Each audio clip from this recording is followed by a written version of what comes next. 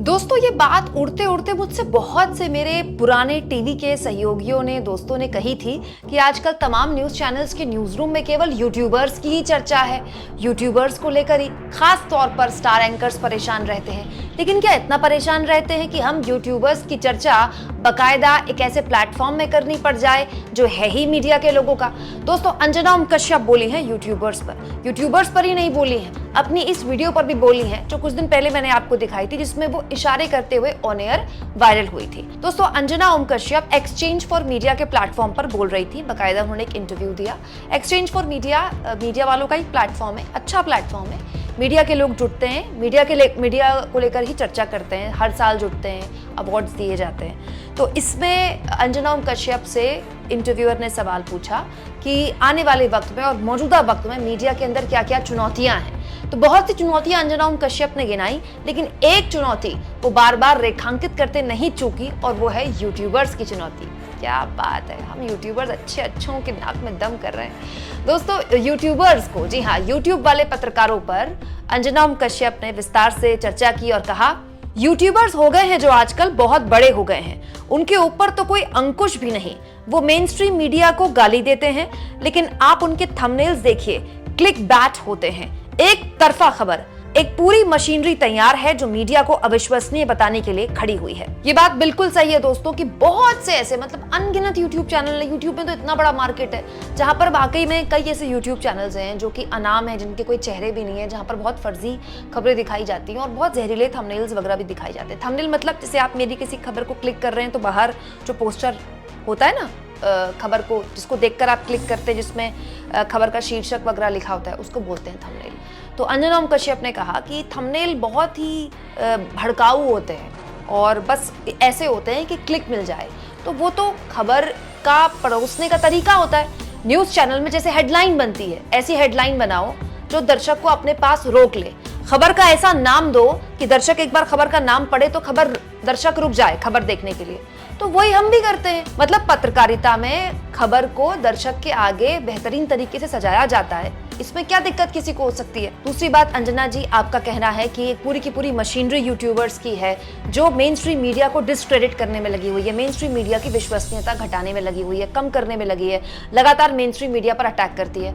तो अंजना जी ये करने के लिए हमें कोई मशीनरी खड़ी करने की जरूरत नहीं है। ये करने के लिए आप लोगों की जमात ही परिपूर्ण है।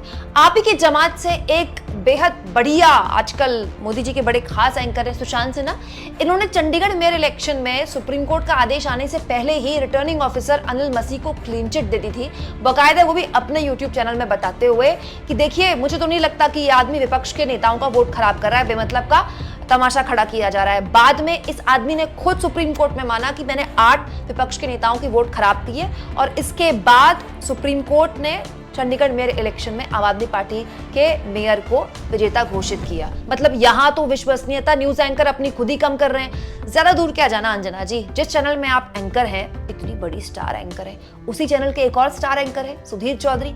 आप ही के चैनल के प्लेटफॉर्म में आप ही के स्टार एंकर को इसी सरकार की एक बड़ी मंत्री है स्मृति ईरानी, उनके तिहाड़ कांड की याद दिलाती हैं। अगर विश्वसनीयता का संकट नहीं है तो मैं तो कहती हूँ कि आपको अपने स्टार एंकर के लिए आवाज खड़ी कर देनी चाहिए थी। वो नहीं बोल पाए, हो सकता है शर्म आ गई हो। आपके प्लेटफॉर्म से कोई उस वक्त खड़ा क्यों नहीं हुआ है कहने के लिए कि खबरदार मेरे चैनल के एंकर के लिए आपने ऐसा बोला। तो आप लोग खुद तो अपने लिए आवाज उठाते नहीं है। आपके मंच पर आके केंद्र की मंत्री आपके यहाँ के स्टार एंकर को उनके तिहाड़ी कांड की याद दिलाती हैं और बेचारे मुस्कुराते रह जाते हैं, वो भी चुप हो जाते हैं, आप भी चुप हो जाती हैं। कोई एक साथ खड़ा नहीं होता, कोई एकता नहीं दिखाता अपने यहाँ के स्टार एंकर के लिए, और आप दूसरे से कह रही हैं कि हम विश्वसनीयता का सवाल, या हम यूट्यूबर्स, या कोई ऐसा इकोसिस्टम है जो विश्वसनीयता का सवाल लगातार मेन स्ट्रीम मीडिया के सामने खड़ा कर रहा है। ये तो मेन स्ट्रीम मीडिया को खुद अपने आप से सवाल पूछने चाहिए ना कि आप लोगों के होते हुए, इतने बड़े बड़े सैटेलाइट चैनल्स होने के बावजूद भी यूट्यूबर्स की ये नई पौध जो पिछले 5-6 सालों में ही खड़ी हुई है, अगर गौर से देखा जाए तो 3-4 सालों में ही खड़ी हुई है, कैसे खड़ी हो गई। अगर आप लोग अपना काम ईमानदारी से करते तो हमको YouTube में पत्रकारिता करने की जरूरत क्यों पड़ती। मैं तो कहती हूँ थैंक्स टू यू, आप लोग अपने काम में चोरी करते हैं, इसीलिए हमको आपका काम करना पड़ता है, दर्शक हमारे साथ जुड़ता है, और अब दर्शक हमारे साथ जुड़ रहा है तो इसमें आपको लगता है कि हम आपको डिस्क्रेडिट कर रहे हैं। देखिए, मेरी निजी तौर पर अंजना जी आपसे कोई दुश्मनी नहीं है, इनफैक्ट मेरी किसी भी एंकर से कोई दुश्मनी नहीं है। मेरा लंबा करियर, ज्यादातर करियर टीवी में ही गुजरा है, 16 साल का मेरा करियर है, इसमें मेरा 14 साल टीवी में ही गुजरे हैं। लेकिन जो क्वेश्चन मार्क आपने हम लोगों पर खड़ा किया कि हम आप लोगों के मेन स्ट्रीम मीडिया को डिस्क्रेडिट कर रहे हैं, हम नहीं कर रहे हैं, आप लोग खुद कर रहे हैं। आप ही की एक साथी एंकर हैं जो 2000 के नोट पे चिप ढूंढती फिरती हैं, है ना, ढूंढती है कि नहीं ढूंढती हैं। फिर मोदी जी 2000 रुपए के नोट को बंद कर देते हैं तो उसको भी मास्टर स्ट्रोक बताती हैं। बताइए, अब इसमें विश्वसनीयता का संकट कौन किस पर खड़ा कर रहा है? ज्यादा पुरानी बात तो नहीं है अंजना जी, आपको तो अपना पूरा का पूरा करियर याद होगा। 20-25 साल से आप एंकरिंग कर रही हैं। मुझे बताइए, फील्ड में इतना उतरी हैं आप, कभी आपको गोदी मीडिया के नारों का सामना करना पड़ा? नहीं करना पड़ा। ये पिछले 10 सालों में ही क्यों करना पड़ा? ये पिछले 10 सालों में ही क्यों हो रहा है कि आपके यहाँ के एंकर को किसान आंदोलन से लाइव छोड़कर भागना पड़ा, गोदी मीडिया के नारों का सामना करना पड़ा? आपको भी करना पड़ा। खुद से पूछिए ना सवाल। अंजना जी, जिस मेन स्ट्रीम मीडिया को आप बचा रही हैं, उस मेन स्ट्रीम मीडिया ने युद्ध के नाम पर वीडियो गेम चलाए हैं, और आप कहते हैं कि हम विश्वसनीयता का संकट खड़ा कर रहे हैं, हम आप लोगों को बदनाम कर रहे हैं। इसके अलावा दोस्तों, कुछ दिन पहले मैंने आपको अंजना ओम कश्यप का ये वीडियो दिखाया था, काफी वायरल हुआ था ये वीडियो, इशारों वाला। एक सोशल मीडिया में वीडियो वायरल हुआ था, अंजना ओम कश्यप शो करते हुए कुछ इस तरह से इशारे कर रही हैं, जब कांग्रेस पार्टी के प्रवक्ता आलोक शर्मा डिबेट में बोल रहे थे, और डिबेट में वो पीएम मोदी पर सवाल खड़े कर रहे थे। अपने इस वायरल वीडियो पर अंजना ओम कश्यप बोली हैं, और वो जो बात बोली है उसको सुनकर मुझे बहुत हंसी आई है। दोस्तों, अंजना ओम कश्यप इस वायरल वीडियो पर सफाई देते हुए बोली कि अभी हाल में मेरे एक शो में 2 गेस्ट जुड़ गए, लेकिन उन्हें बोलने का वक्त नहीं मिला और शो का वक्त खत्म हो गया। मैंने इसके लिए पीसीआर को इशारा करके बताया कि 2 लोग अभी बोल नहीं पाए हैं। उस वक्त संयोग था कि आलोक शर्मा पीएम मोदी को घेर रहे थे, लेकिन मेरा वो इशारा अब तक चल रहा है कि आलोक शर्मा की आवाज बंद करो, क्योंकि वो मोदी को घेर रहे थे। अब इसके लिए मैं दिन रात ट्वीट करके सफाई नहीं दे सकती। अंजना ओम कश्यप कह रहे हैं कि मैं पीसीआर को, मतलब अपनी जो बैक टीम होती है, जो कान में कमांड देती है ना, कान में आदेश देती है एंकर को, हर टीम देती है एंकर को कान में आदेश कि अब आप ब्रेकिंग लीजिए, अब आप पॉज लीजिए, अब आप ब्रेक लीजिए, उसी हिसाब से एंकर चलता है। तो अंजना ओम कश्यप के हिसाब से वो कान में जो उनके पीसीआर की टीम कमांड दे रही थी, उनको बता रही थी कि देखिए, आप मुझसे कह रहे हैं कि शो बंद कीजिए, और मेरे पास अभी 2 गेस्ट हैं जो बोल ही नहीं पाए हैं। तो वो इस तरह के इशारे कर रही थी। अब अजीब बात यह है कि अंजना कह रही हैं कि मैं हर दिन अपनी सफाई नहीं दे सकती। क्यों नहीं दे सकती? नहीं, क्यों नहीं दे सकती? एक बात बताइए अंजना जी, कंगना रनौत पर सुप्रिया शनेत के इंस्टाग्राम अकाउंट से एक पोस्ट हुआ तो आपने उस पर ट्वीट कर दिया। कंगना के लिए आप आवाज बुलंद करने को तैयार हैं, खुद को आपको लेकर तमाम तरह की वीडियोस वायरल हो रही हैं, तो आप क्यों नहीं सामने आ सकती भाई? ये तो सोशल मीडिया का जमाना है। सोशल मीडिया में अगर आपको लेकर कोई भ्रामक जानकारी है तो आपको बोलने में दिक्कत क्या है? ऐसा तो है नहीं कि अंजना ओम कश्यप ट्वीट करती नहीं है, कम करती है, लेकिन ट्वीट अगर आप अपने को लेकर नहीं करेंगी तो किसको लेकर करेंगी भाई? दोस्तों, अंजना ओम कश्यप इसी इंटरव्यू में ट्यूशन दे रही थी लोगों को कि खबर का हर पहलू दिखाना हमारा कर्तव्य है। बहुत बढ़िया बात है, खबर का हर पहलू दिखाना अगर आपका कर्तव्य है, तो मैं ये जानना चाहती हूँ अंजना जी, इलेक्टोरल बॉन्ड पर आपके चैनल में कितनी कवरेज हुई है? मैं सिर्फ 1-2 सवाल अपने डिबेट में सत्ताधारी दल के प्रवक्ता से बस 1-2 कड़वे सवाल करने की बात नहीं पूछ रही हूँ। मैं जानना चाहती हूँ कि जिस वक्त इलेक्टोरल बॉन्ड के बड़े खुलासे एसबीआई की डिटेल के जरिए चुनाव आयोग की वेबसाइट पर हो रहे थे, पूरे देश में उस पर चर्चा थी। मुझे अच्छे से याद है, सारे न्यूज चैनल्स में केवल और केवल ओपिनियन पोल चल रहे थे। उस वक्त आप लोग मोदी जी को 400 पार दिखा रहे थे। उस शाम इलेक्टोरल बॉन्ड के मुद्दे पर चर्चा क्यों नहीं हो रही थी? मैं जानना चाहती हूं कि इलेक्टोरल बॉन्ड के मुद्दे पर आप लोग कभी रस्म अदायगी के लिए डिबेट वगैरह कर देते हैं, उस डिबेट में भी राजनीतिक दल को बुलाया जाता है, 1-2 सख्त सवाल आप लोग बीजेपी वालों से पूछ लेते हैं। इलेक्टोरल बॉन्ड इस देश के इतिहास का सबसे बड़ा घोटाला बताया जा रहा है। इस पर कितनी डिटेल कवरेज आप लोगों ने की? क्या उतनी डिटेल कवरेज आप लोगों के चैनल में हुई जितनी डिटेल कवरेज 2G को लेकर हुई थी, या फिर कॉमनवेल्थ घोटाले को लेकर हुई थी, या फिर कोयला घोटाले को लेकर हुई थी? अगर आप ये कहती हैं कि दोनों पक्ष दिखाना आपका मकसद है, आपका काम है, आपका कर्तव्य है, तो आप मुझे बताइए कि आप लोगों ने कर्तव्य कितना पूरा किया, और अगर नहीं किया तो फिर ये फालतू की बातें आप लोगों पर बिल्कुल सूट नहीं करती। आप लोग अपना काम तो खुद करते नहीं है, हम लोग आपका काम कर रहे हैं तो आप हमसे कह रहे हैं कि हम लोग आपकी क्रेडिबिलिटी पर सवाल खड़े करते हैं, हम लोग आपको बदनाम कर रहे हैं। दोस्तों, आचार संहिता लगने के बाद, चुनाव की तारीखों के ऐलान के बाद मुख्य विपक्षी दल के इस देश में अकाउंट फ्रीज कर दिए जाते हैं। इनकम टैक्स 30-30 साल पुराने नोटिस भेजकर उनके अकाउंट फ्रीज कर देता है। मैं जानना चाहती हूं कि इस मुद्दे पर प्राइम टाइम में लंबी बहस, सरकार को घेरते हुए बहस कितनी हुई? मैं एक दो शो की रस्म अदायगी के एक दो सवालों की बात नहीं कर रही हूं।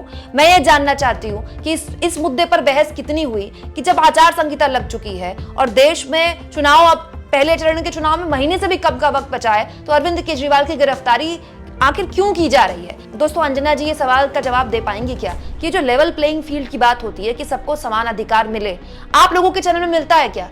आपके चैनल में, अंजना जी आपके चैनल में मोदी जी आए थे अभी कुछ दिन पहले, कॉन्क्लेव हुआ था, मोदी जी आए, आप लोगों ने कितने सवाल पूछे? ये कौन सी बात हुई? मोदी जी आते हैं कॉन्क्लेव में, आप लोगों के बाकायदा वहां टेलीप्रॉम्प्टर लगाया जाता है, रैली की तरह भाषण देते हैं, आप लोग तालियां बजाते हैं, उनके साथ फोटो खिंचाते हैं और चले जाते हैं। मैंने तो नहीं देखा ऐसे कॉन्क्लेव। इससे पहले भी कॉन्क्लेव होते रहे थे, 2014 से पहले भी आप प्रधानमंत्री आप लोगों के कॉन्क्लेव में आते थे, तब तो उनसे सवाल जवाब होते थे। ये कौन सा कॉन्क्लेव है जिसमें मोदी जी रैली की तरह आ रहे हैं और चले जाते हैं? 4 सवाल तो आप मोदी जी से पूछ सकती थी। अरे आप नहीं पूछते, आपके चैनल के मालिक पूछ लेते। और इसके बाद अंजना जी अपना कर्तव्य याद दिलाती है कि आपको दोनों पक्ष दिखाने होते हैं। अगर आप किसी कॉन्क्लेव में मोदी जी को बुला रहे हैं तो वहां पर ममता बनर्जी क्यों नहीं हो सकती? अगर आप अपने कॉन्क्लेव में मोदी जी को बुला रहे हैं तो वहां राहुल गांधी को क्यों नहीं बुलाया जा सकता? मुख्य विपक्षी दल के सबसे बड़े नेता को क्यों नहीं वहां पर बुलाया जा सकता? और उनको भी वैसा ही क्यों नहीं प्लेटफॉर्म दिया जाता, भाषण देने वाला, जैसा कि मोदी जी को आप लोग देते हैं? सेंटर स्टेज तो आप लोग मोदी जी को देते हैं, उसके बाद दूसरों को ज्ञान देते हैं कि बराबर की कवरेज दिखानी चाहिए। ये आज तक 2014 से पहले यही देखा गया है दोस्तों कि जो विपक्ष को स्पेस दी जाती है मीडिया में, वो ज्यादा स्पेस दी जाती है। अन्ना आंदोलन के वक्त 1.5 महीने आज तक सहित तमाम न्यूज चैनल्स में अन्ना की अगस्त क्रांति के अलावा कुछ चला ही नहीं।